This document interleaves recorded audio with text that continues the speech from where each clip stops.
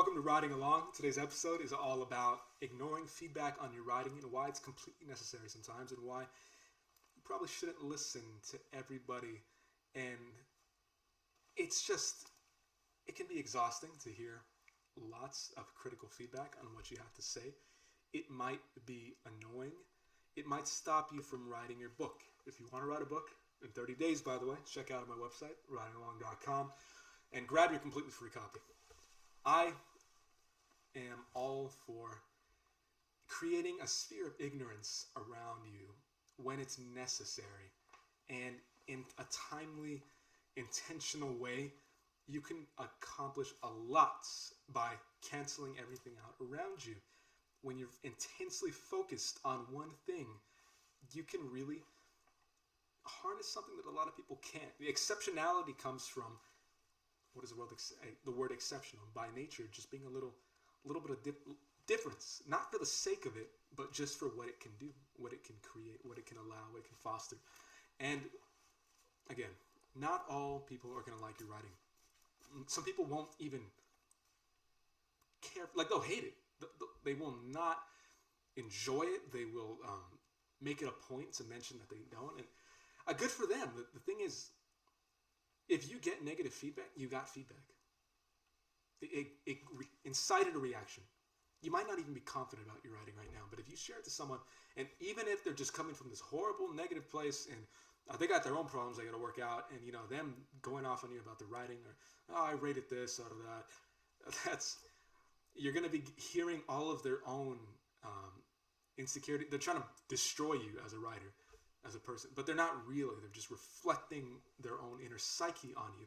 Even that, while it can be discouraging if you don't know why that's happening, it's still energy that got directed at you. And because of that, you should be pretty happy. Just be happy with any feedback you get. See it as a whole. Don't see it as just, this is good feedback and this is something that I should listen to. This is something that I shouldn't listen to. It's too tedious. It's just too much. Your best critic will be someone whose advice you respect, someone who's written in someone who's written in a way that you can admire, or they've taught you something, or they've shown you something, and you can feel and tell that they're just trying to build you up.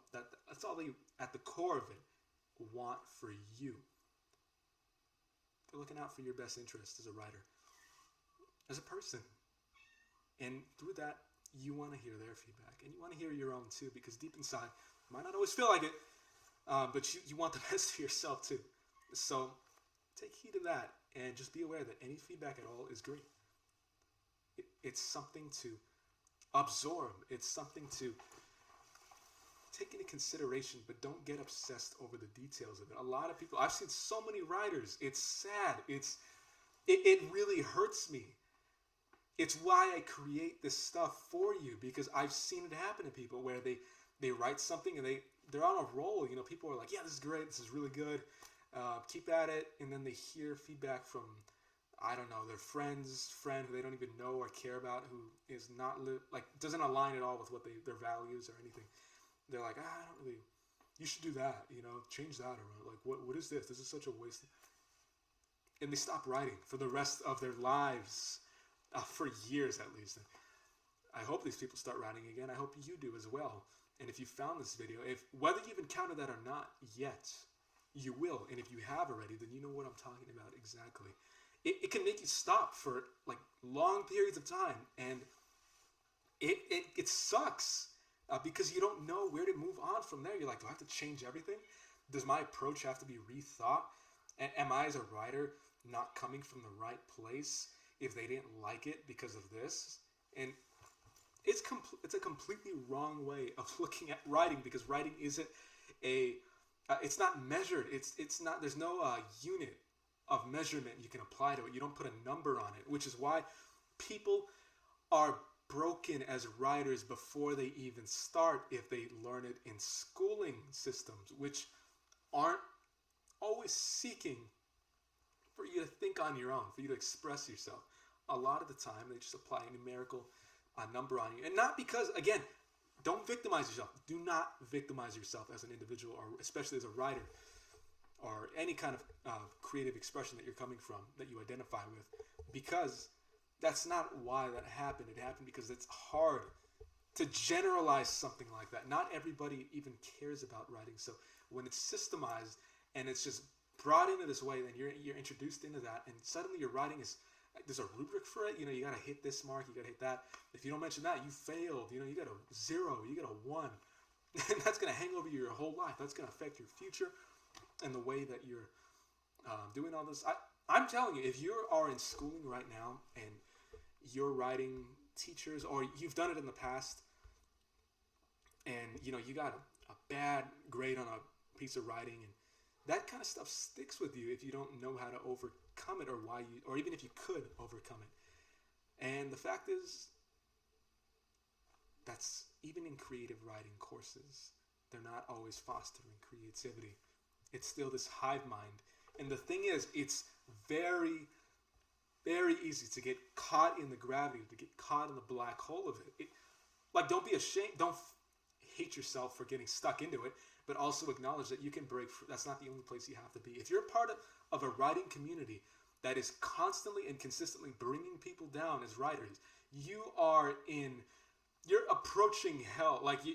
You haven't reached the point where you can't escape, or else you wouldn't be seeing something like, so you wouldn't even know. I want to save people before they get stuck into that singularity, and you're not there yet, which means there's hope. Leave those communities. Don't spend your time there. Don't spend your time around people who don't see that, and you don't have to convert everybody, because a lot of people, again, they don't want to write. They just want to identify with something nice and easy, something cool. I'm a writer. I'm part of writing communities, and I do all this and stuff.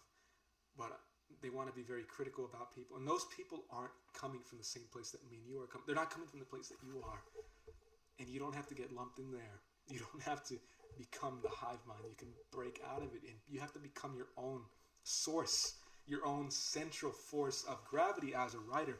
And that's not difficult. It's simply achieved by streamlining, making it a linear, a simple approach, ruthlessly simplifying, not just for the sake of simplicity, but because it's not complex. Your brain is complex. So it's already capable of doing and understanding this stuff, understanding this process. And you've really got to understand, any feedback at all, take it all as one. Take it as a whole. If you get any reaction at all, even if it's just a couple, it doesn't have to be giant in magnitude, but something, you incited a reaction, and that's good. You're on the right path. But don't take those individual responses to heart, and also be very careful where you spend your time. What other videos are you watching about writing? Are they seeking to really unlock that creative side within you? Or are they limiting you? Are they giving you a bunch of 10 things you must do, or extremely harsh pieces of writing advice that you must follow, or else you will fail as a writer? Is that all it is, or is it giving you a foundation and then giving you options from there, showing you that you have options as a writer, that you don't have to be liked in terms of your prose, in terms of your style, by everybody? Most people will. If they don't like your writing, it might not be the style that they don't like. They just might not be able to see it for what it is. It's funny too. You might hear a piece of criticism, and then you hear the books they like, and they're none of the books that you connect with or care about. You hear the stuff that they like, and it doesn't align at all with what you value or care about. And yet suddenly you have all this intense focus on what they did. It's easy to get intensely just hyper aware of all that negative feedback that you have or have received ever, all collected into one mass. But the very fact of the matter is, you just have to be aware that it doesn't matter. It really doesn't. The details of what they said don't really correspond to what you need to do as a writer. And let that weight off of you. let all that criticism and negative feedback you've received, let it settle, and when it settles, it leaves. It dissipates. It disintegrates. It's absorbed into your own writer's self. You take it as is, and the effect it has on you won't be a negative one. It won't be something that stops you. It'll be something that kind of keeps you going back to the page and helps you realize that, oh, I'm supposed to write a certain way. I can't appeal to everybody. I don't want to appeal to everybody. I would spread myself out so much that I'd lose all of myself. My mind can't be in so many directionless places. I'm creating the direction. You're creating the direction as a writer. You're creating the context of it. Therefore, it relates to it. It's self-relational. Now, as a writer, feedback is huge. It's something you're always on the lookout for, whether it's a press, depending on what stage you are as a writer. I mean, you might have some articles about you and book reviews and stuff like that. Just take it all as once. Take it all as one. At the same time, that's all it is. It's not good feedback, bad feedback. There's a reaction. And if you got a reaction, just embrace it. If you want to write a book, check out How to Write a Book in 30 Days at writingalong.com. And lately I like to end with at least some kind of summary when it feels right.